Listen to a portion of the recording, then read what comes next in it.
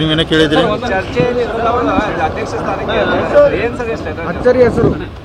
ಅಂದ್ರೆ ಮೀಡಿಯಾದ ರಿಪೋರ್ಟ್ ಎಲ್ಲ ಉಲ್ಟಾ ಆಯ್ತಲ್ಲ. ಮೀಡಿಯಾದ ಏನು ಬರ್ರಿ ಅಣ್ಣ ಸಾಹೇಬ್ ಜೊಲ್ಲೆ ಆಗ್ತಾರೆ, ಸುಭಾಷ್ ಡೋಳೆ ಸರ್ ಆಗ್ತಾರೆ ಅಂತೇಳಿ ಆ ಥರ ಎಲ್ಲ ಚರ್ಚೆ ನಡೆದೈತ್ರಿ. ಸೊ ಚೇಂಜ್ ಮಾಡಿ ಬೆಳಗ್ಗೆ ಅಂದ್ರೆ ನಾವು ಲಾಸ್ಟಿಗೆ ಮೊನ್ನೆ ಹೇಳಿದ್ವಲ್ಲ 5 ಮಂದಿ ಹಿರಿಯರು ಮಾಡಿದ್ವಿ. ಉಸ್ತುವಾರಿ ಸಚಿವರು ಸನ್ಮಾನ್ಯ ಸತೀಶ್ ಜಾರಕಿಹೊಳಿ ಅವ್ರಿ, ಮಾನ್ಯ ಪ್ರಭಾಕರ್ ಕೋರೆ ಅವ್ರಿ, ಆಮೇಲೆ ರಮೇಶ್ ಜಾರಕಿಹೊಳಿ ಅವರು, ರಮೇಶ್ ಕತ್ತಿ ಅವರು, ಲಕ್ಷ್ಮಣ್ ಸವದಿ ಅವ್ರನ್ನೆಲ್ಲ 5 ಮಂದಿನ ಹಿರಿಯರ ಅಭಿಪ್ರಾಯ ಮಾಡ್ತೊಂದಿದ್ರು. ಅದಕ್ಕೆ ಎಲ್ಲರೂ ಹಿರಿಯರ ಅಭಿಪ್ರಾಯ ತೊಗೊಂಡ್ರಿ ಆ ಪ್ರಕಾರ ನಿರ್ಣಯ ತೊಗೊಂಡೈತ್ರಿ. ಅದಕ್ಕೆ ಸರ್ ಏನು ಸ್ಟ್ರಾಟಜಿ ಸರ್ ಹೊಸ ಹೆಸರು ಮುನ್ನೆಲೆಗೆ ಬಂತು ಅಂದ್ರೆ ಒಂದ ನೋಡ್ರಿ, ಈಗ ಹೆಚ್ಚು ಕಮ್ಮಿ ಮೊದಲಿಂದ ಈ ಬ್ಯಾಂಕ್ ಒಳಗೆ ರೀ ಕೆಲವೊಂದು BJP ಅವ್ರು ಗೆದ್ದು ಬರ್ತಾರೋ, ಕೆಲವೊಂದು ಕಾಂಗ್ರೆಸ್ ಅವ್ರು ಗೆದ್ದು ಬರ್ತಾರೋ, ಕೆಲವೊಂದು ಇಂಡಿಪೆಂಡೆಂಟ್ ಗೆದ್ದು ಬರ್ತಾರೆ. ಹಿಂಗೆಲ್ಲಾರೆ ಅಂದ್ರೆ ಈಗ ರಾಜ್ಯದಲ್ಲಿ ಕಾಂಗ್ರೆಸ್ ಸರ್ಕಾರ ಐತಿರ.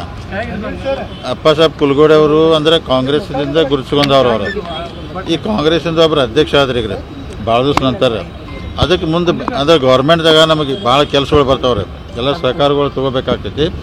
ಆ ಉದ್ದೇಶ ಇರ್ಬೋದು ಎಲ್ಲರೂ ಹಿರಿಯರು. ಅಂದ್ರೆ ಒಬ್ಬರು ಕಾಂಗ್ರೆಸ್ ಅವರ ಅಧ್ಯಕ್ಷ ಆಗಿ ಪ್ರತಿನಿಧಿಸಿದ ಆದರೆ ಬ್ಯಾಂಕಿಂದ ಸಾಕಷ್ಟು ಸರ್ಕಾರದಿಂದ ಅನುದಾನ ಎಲ್ಲ ಬರೋದ್ರಿಂದ ಆ ದೃಷ್ಟಿಯಿಂದ ಒಳ್ಳೇದಾಗ್ಬೋದು, ಮಾಡಿರ್ಬೋದು ನನಗೆ ಅನಿಸ್ತದೆ. ಎಲ್ಲಿ ಕೊಟ್ಟಿದ್ದಾರೆ? ಇಲ್ರಿ, ಉಪಾಧ್ಯಕ್ಷ ಸ್ಥಾನಕ್ಕೆ ಅವ್ರು ಕೊಟ್ಟಿಲ್ಲ. ಈಗ ನಾ ಏನಿಲ್ಲ ರೀ, ಅಣ್ಣ ಸಾಹೇಬ್ ಜೊಲ್ಲೆ ಅವ್ರಿಗೆ ಆಗ್ಬೇಕಂತ ಆಸೆ ಇತ್ತು, ಸುಭಾಷ್ ಡೌಳೇಶ್ವರಿಗೆ ಇತ್ತು, ಅಂಕಲಿಗೆ ಎಲ್ಲರಿಗೂ ಇತ್ತು, ಮಂತ್ರಿ ದೊಡ್ಡಗೌರಿಗೆ ರೀ. ಸುಭಾಷ್ ಡೌಳೇಶ್ವರ್ ರಾಜೀನಾಮೆ ಕೊಟ್ಟಿಲ್ಲ. ಅಕಸ್ಮಾತ್ ಅವ್ರ ಅಧ್ಯಕ್ಷನ ಆಗಿದ್ಮೇಲೆ ಇವತ್ತು ಬೆಳಿಗ್ಗೆ ಕೊಡ್ಬೋದಾಯ್ತು ಅವ್ರ, ಅಥವಾ ಅಧ್ಯಕ್ಷ ಆದ ನಂತರ ಕೊಡ್ಬೋದು ರೀ.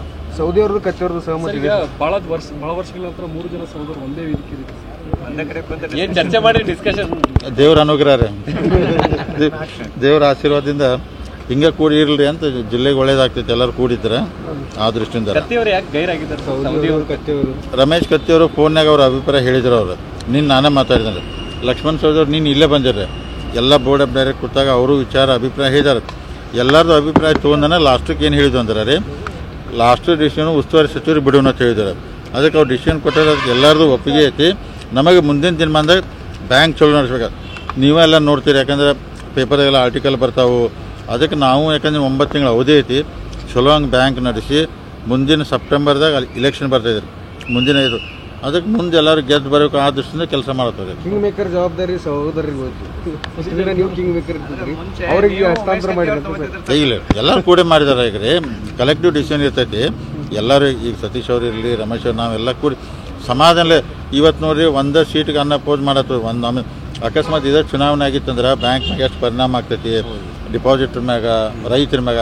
ಅದಕ್ಕೆ ಹಂಗೆ ಆಗೋದು ಬೇಡ. ಏನೇ ಡಿಸಿಷನ್ ಆದರೂ ಅವಿರೋಧ ಮಾಡತ್ತೇದು. ಅದಕ್ಕೆ ಸತೀಶ್ ಜಾರಕಿಹೊಳಿ ಅವ್ರು ಸಹಕಾರ ಕೊಟ್ಟಾರಿ, ರಮೇಶ್ ಜಾರಕಿಹೊಳಿ ಕೊಟ್ಟರು, ಕೋರೆ ಅವರು, ಪ್ರಭಾಕರ್ ಕೋರೆ ಅವರು ಸಹಕಾರ ಕೊಟ್ಟರು, ರಮೇಶ್ ಕತ್ತಿ ಅವರು, ಲಕ್ಷ್ಮಣ್ ಎಲ್ಲರೂ ಸಹಕಾರದಿಂದ ಆಯ್ಕೆ ಮಾಡಿದ್ದೀವಿ. ಬ್ಯಾಂಕ್ ಹಿತದೃಷ್ಟಿಯಿಂದ ಮುಂದಿನ ದಿನಮಾನದಲ್ಲಿ ನಾವು ಹೇಳಿದ್ರೆ ಮೀಡಿಯಾ ಜೊತೆ ಮಾತಾಡಿದ ಮುಂದಿನ ಮಾರ್ಚ್ಗೆ ಇನ್ನೂ ಹೆಚ್ಚು ಲಾಭ ಆಗೋ ಬ್ಯಾಂಕು ಗ್ರಾಹಕರಿಗೆ, ಡಿಪಾಸಿಟ್ರಿಗೆ ಏನೂ ತೊಂದರೆ ಆಗ ನಡೆಸಬೇಕಾದ್ರೆ ಒಳ್ಳೆಯ ಉದ್ದೇಶದಿಂದ ಮಾಡೈತೆ ಅಷ್ಟೇ.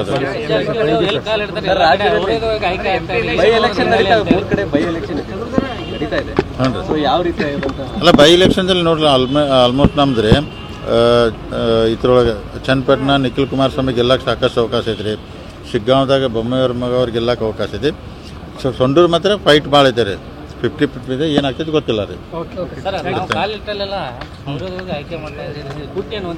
ಅಲ್ಲಲ್ಲ, ಅವಿರೋಧ ಆಯ್ಕೆ ಆದ್ರೆ ಚಲೋ. ಯಾಕಂದ್ರೆ ಎಲ್ಲೇ ಎಲೆಕ್ಷನ್ ಆತಂದ್ರೆ 2 ಗುಂಪು ಆಗ್ತಾವ್ರೆ, ದ್ವೇಷ ಬೆಳಿತೈತೆ, ಪೊಲಿಟಿಕಲ್ಲಿ ಸಂಸ್ಥೆ ಮ್ಯಾಗ ಎಫೆಕ್ಟ್ ಆಗ್ತೈತಿ.